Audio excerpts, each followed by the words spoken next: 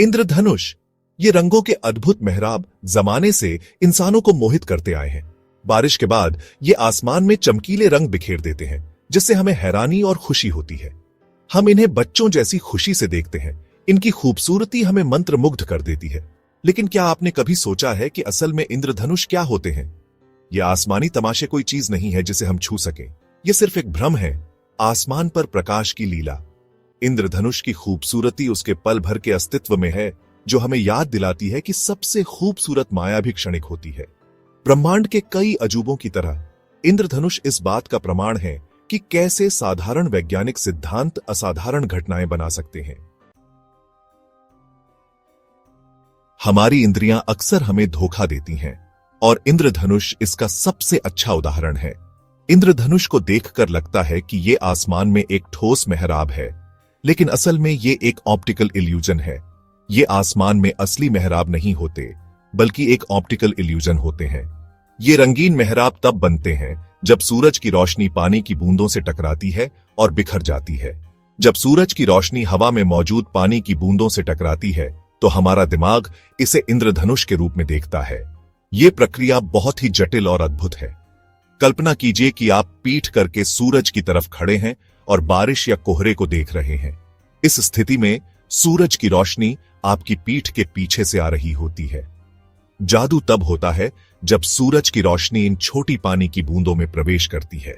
ये बूंदें प्रकाश को मोड़ती और परावर्तित करती हैं।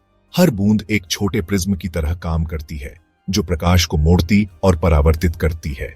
इस प्रक्रिया में प्रकाश के विभिन्न रंग अलग अलग दिशाओं में बिखरते हैं। प्रकाश और पानी का ये खेल आसमान में रंगीन मेहराब का भ्रम पैदा करता है। ये रंगीन मेहराब हमें प्रकृति की अद्भुतता का एहसास कराते हैं। इस घटना के पीछे के विज्ञान को समझने से इसकी खूबसूरती और बढ़ जाती है और ब्रह्मांड के नियमों का पता चलता है। जब हम इस विज्ञान को समझते हैं, तो हमें प्रकृति की ओर भी गहराई से सराहना होती है। इंद्रधनुष को समझने के लिए हमें पहले प्रकाश की प्रकृति को समझना होगा। प्रकाश अपनी अद्भुत प्रकृति के बावजूद अनुमानित तरीके से व्यवहार करता है। प्रकाश की किरणें सीधी रेखा में चलती हैं, जब तक कि वे किसी अलग माध्यम जैसे पानी की बूंद से नहीं टकराती। यह तब तक सीधी रेखा में चलता रहता है जब तक यह किसी अलग माध्यम जैसे पानी की बूंद से नहीं टकराता। जब प्रकाश पानी की बूंद में प्रवेश करता है, तो यह धीमा हो जाता है और अपनी दिशा बदल देता है। यह प्रक्रिया अपवर्तन कहलाती है। अपवर्तन के कारण प्रकाश की किरणें मुड़ जाती हैं और विभिन्न दिशाओं में फैल जाती हैं। जब प्रकाश पानी की बूंद में प्रवेश करता है, तो यह धीमा हो जाता है और अपनी दिशा बदल देता है। प्रकाश के इस मुड़ने को अपवर्तन कहते हैं। यह प्रक्रिया इंद्रधनुष के निर्माण में महत्वपूर्ण भूमिका निभाती है। परावर्तन भी एक महत्वपूर्ण भूमिका निभाता है। जब प्रकाश की किरणें पानी की बूंद की आंतरिक सतह से टकराती हैं, तो वे परावर्तित हो जाती हैं। पानी की बूंद में प्रवेश करने वाला कुछ प्रकाश उसकी आंतरिक सतह से परावर्तित होता है, जैसे दर्पण किरण को परावर्तित करता है। यह परावर्तन प्रक्रिया इंद्रधनुष के रंगों को और भी चमकीला बनाती है। प्रकाश की ये अपवर्तित और परावर्तित किरणें फिर बूंद से बाहर निकलती हैं, लेकिन अपवर्तन के एक और दौर से गुजरने के बाद इस प्रक्रिया के दौरान प्रकाश की किरणें विभिन्न रंगों में विभाजित हो जाती हैं। पानी की एक छोटी सी बूंद के अंदर प्रकाश का यह जटिल नृत्य इंद्रधनुष के चमकीले रंगों का आधार है। यह प्रक्रिया हमें दिखाती है कि कैसे प्रकृति के छोटे छोटे तत्व मिलकर एक अद्भुत दृश्य का निर्माण करते हैं। जब प्रकाश पानी की बूंद से गुजरता है, तो वह साधारण सफेद धूप के रूप में नहीं निकलता। इसके बजाय यह अपने घटक रंगों में विभाजित हो जाता। सफेद प्रकाश के अपने वर्णक्रम में विभाजित होने को विक्षेपण कहते हैं। प्रकाश के प्रत्येक रंग की तरंग दैर्ध्य थोड़ी अलग होती है। लाल प्रकाश की तरंग दैर्ध्य सबसे लंबी होती है, जबकि बैंगनी प्रकाश की सबसे छोटी। तरंग दैर्ध्य में ये अंतर रंगों को पानी की बूंद से गुजरते समय थोड़े अलग कोणों पर मोड़ने का कारण बनते हैं। रंगों का यह पृथक्करण परावर्तन और अपवर्तन के साथ मिलकर अंततः इंद्रधनुष के रंगों के अलग अलग बैंड बनाता है। 42 डिग्री का रहस्य, इंद्रधनुष के वक्र को उजागर करना।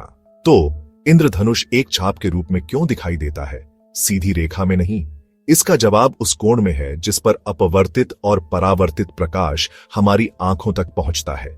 इंद्रधनुष बनने का सबसे अच्छा कोण लगभग 42 डिग्री होता है। इसका मतलब है कि इंद्रधनुष का प्रभाव पैदा करने के लिए पानी की बूंद में प्रवेश करने वाली सूर्य की रोशनी को विशिष्ट कोणों पर अपवर्तित, परावर्तित और फिर से अपवर्तित होना चाहिए। हमारी आंखें इस 42 डिग्री के कोण पर सबसे तीव्र इंद्रधनुष रंगों को देखती हैं। इस विशिष्ट ज्यामितीय संबंध के कारण हम इंद्रधनुष को सीधी रेखाओं के बजाय घुमावदार छाप के रूप में देखते हैं। प्रकृति का पैलेट स्पेक्ट्रम के रंगों को समझना। इंद्रधनुष की खूबसूरती न केवल उसके आकार में है, बल्कि उसके चमकीले रंगों में भी है। इंद्रधनुष के रंग हमेशा एक विशिष्ट क्रम में दिखाई देते हैं: लाल, नारंगी, पीला, हरा, नीला, इंडिगो और बैंगनी। यह क्रम, जिसे अक्सर रॉय जी बेवी के रूप में याद किया जाता है, प्रकाश की तरंग दैर्ध्य द्वारा निर्धारित किया जाता है। सबसे लंबी तरंग दैर्ध्य वाला लाल प्रकाश सबसे कम मुड़ता है। सबसे छोटी तरंग दैर्ध्य वाला बैंगनी प्रकाश सबसे अधिक मुड़ता है। झुकने में यह अंतर रंगों को फैलने का कारण बनता है, जिससे परिचित इंद्रधनुष स्पेक्ट्रम बनता है। अगली बार जब आप इंद्रधनुष देखें तो प्रकाश और पानी के उस जटिल खेल की सराहना करने के लिए कुछ समय निकालें जो इस प्राकृतिक कृति को जन्म देता है। दोहरा आनंद, दोहरे इंद्रधनुष के रहस्य का खुलासा। कभी कभी हमें दोहरे इंद्रधनुष के लुभावने दृश्य का आनंद मिलता है। दो संकेंद्रित चाप जो आकाश को सुशोभित करते हैं। दोहरे इंद्रधनुष तब होते हैं जब सूर्य का प्रकाश पानी की बूंद के अंदर 2 बार परावर्तित होता है। दूसरा परावर्तन पहले वाले के ऊपर एक हल्का द्वितीयक इंद्रधनुष बनाता है। एक दोहरे इंद्रधनुष को वास्तव में आकर्षक बनाता है कि द्वितीयक छाप में रंगों का क्रम उलट जाता है। बैंगनी बाहरी किनारे पर दिखाई देता है और लाल भीतरी किनारे पर। यह उत्क्रमण इसलिए होता है क्योंकि प्रकाश पानी की बूंद के अंदर एक अतिरिक्त परावर्तन से गुजरता है, जिससे रंगों का क्रम उलट जाता है। दोहरे इंद्रधनुष हमें याद दिलाते हैं कि परिचित के भीतर भी जटिलता की छिपी हुई परतें हैं, जिनकी खोज की प्रतीक्षा है। पांच कथाओं में इंद्रधनुष सोने के बर्तनों से लेकर देवताओं के पुलों तक पूरे इतिहास में इंद्रधनुष ने मानव कल्पना को जगाया है, संस्कृतियों में मिथकों और किंवदंतियों को प्रेरित किया है। आयरिश लोक कथाओं में एक शरारती लेप्रेचुन द्वारा संरक्षित इंद्रधनुष के अंत में सोने का एक बर्तन प्रतीक्षा कर रहा है। नॉर्स पौराणिक कथाओं में बिफ्रोस्ट नामक एक इंद्रधनुष पुल नश्वर लोगों के दायरे को असगार्ड देवताओं के घर से जोड़ता है। पीढ़ियों से चली आ रही ये कहानियां इंद्रधनुष द्वारा उत्पन्न विस्मय और आश्चर्य को दर्शाती है। जबकि विज्ञान इंद्रधनुष के निर्माण के लिए एक ठोस व्याख्या प्रदान करता है, ये मिथक और किंवदंतियां हमें हमारी कल्पनाओं को प्रेरित करने और हमारी सांस्कृतिक कथाओं को आकार देने के लिए प्राकृतिक घटनाओं की शक्ति की याद दिलाते हैं।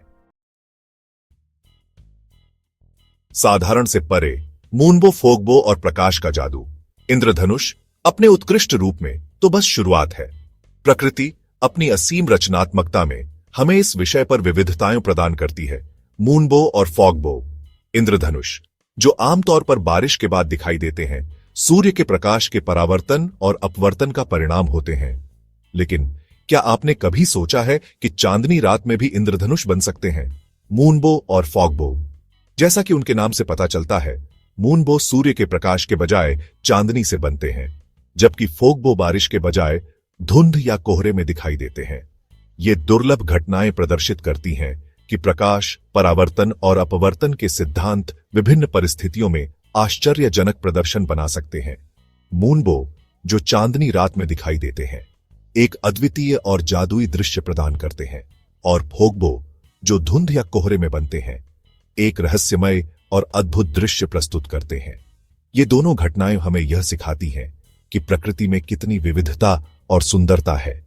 चाहे वह तूफानी आकाश में फैला एक जीवंत इंद्रधनुष हो या चांदनी रात को रोशन करने वाला एक नाजुक मूनबो, ये ऑप्टिकल भ्रम हमें विज्ञान और प्रकृति के प्रतिच्छेदन पर मौजूद सुंदरता और आश्चर्य की याद दिलाते हैं। इंद्रधनुष, मूनबो और फोगबो सभी हमें यह याद दिलाते हैं कि हमारे चारों ओर की दुनिया कितनी अद्भुत और जटिल है। इसीलिए अगली बार जब आप खुद को इंद्रधनुष देखने के लिए भाग्यशाली पाएं, तो प्रकाश और पानी के उस जटिल नृत्य की सराहना करने के लिए कुछ समय निकालें जिसने इस क्षणिक कृति का निर्माण किया। यह एक अनुस्मारक है कि नियमों द्वारा शासित ब्रह्मांड में भी हमेशा थोड़ा सा जादू के लिए जगह होती है। प्रकृति के इन अद्भुत चमत्कारों को देखकर हमें यह एहसास होता है कि हमारे चारों ओर कितनी सुंदर